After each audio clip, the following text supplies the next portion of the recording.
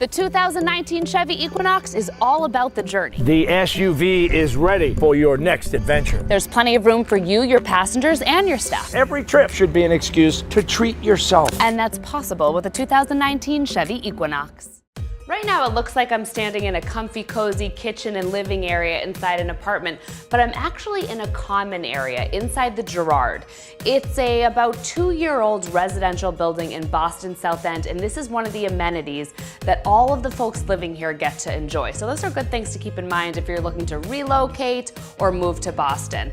And I'm very excited for my guest who is joining me inside this cozy common area. Registered dietitian, Lainey Younkin, my friend, how are you? Good. Thank you so much for having me. Well, I'm thrilled to have you here. You've helped so many folks get a good grasp on what they're looking to do when it comes to nutrition. But I want to ask a question. What's the difference between a dietitian and a nutritionist? Okay, so nutritionist is not really a regulated term. It's technically anybody could call themselves a nutritionist, although there are various programs. Whereas the registered dietitian has to complete a bachelor's or master's degree in nutrition, do a standardized internship, and then take the boards and pass, which are standardized throughout the nation, kind of like nursing. Now talk about your approach and why it's different than other registered dietitians. Right, so I see myself as kind of like the personal trainer of nutrition. Most people know what to do, it's just they need help doing it. So it's lots of habit change.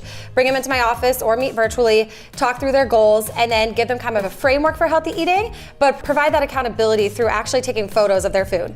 So we kind of get away from the calorie counting and we have an easier way to sort of track it because we do know that still is important for people reaching their goals. And you talk about something different than a diet. You don't want people coming to you to think, okay, I'm going on some crazy diet. What do you say instead? Well, so I tell people diets work in the short term, we know that. As long as you can keep eating that way, whatever that way is, you'll keep seeing those results. But as soon as you can't eat like that anymore, which people run into eventually, they don't see the results anymore. So instead I have an 80-20 philosophy of 80% of the time following what I call the healthy plate and 20% of the time, indulging and not feeling guilty about it and moving on. Let's talk about that healthy eating plate. This is very different than the food pyramid that you and I grew up with, right? Yes. And this is the framework I give people to say 80% of the time, let's just try to make your plate look like this. It's half vegetables, fruits and vegetables, a quarter whole grain, and a quarter protein.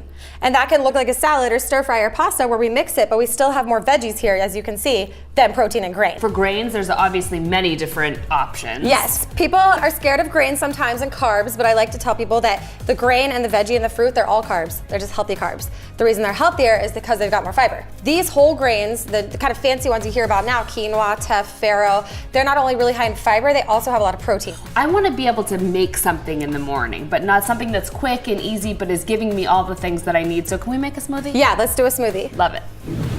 So what's a good idea with the smoothie? If you feel like you want to get some more fruits and veggies in, smoothie is a perfect way to do it. So it's really about those fats and proteins. Yes, absolutely. So the healthy fat and the protein, which we brought today in this green smoothie that we're going to make. So where do we start? So we're going to put a handful of kale and spinach in. Those are going to give us vitamins, minerals, fiber. The chia seeds here provide healthy fat and proteins. I'm going to put a frozen mango in here because when I do a smoothie like kale, I like to add a sweeter fruit, avocado, for healthy fat.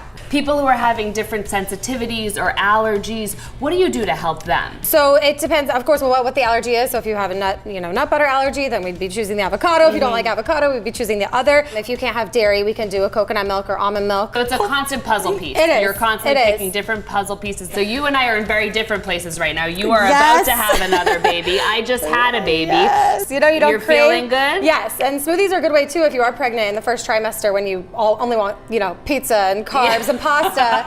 At least you know you're getting the stuff that you need in. Absolutely. Okay. Yeah, that's a good way. All right. So let's blend it up and Pop see. that on.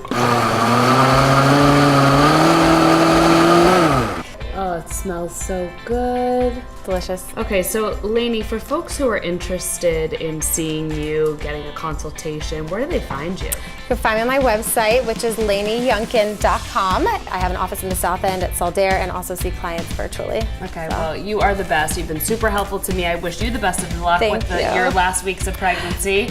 And let's take a sip. Take a sip. Lainey Younkin, everybody.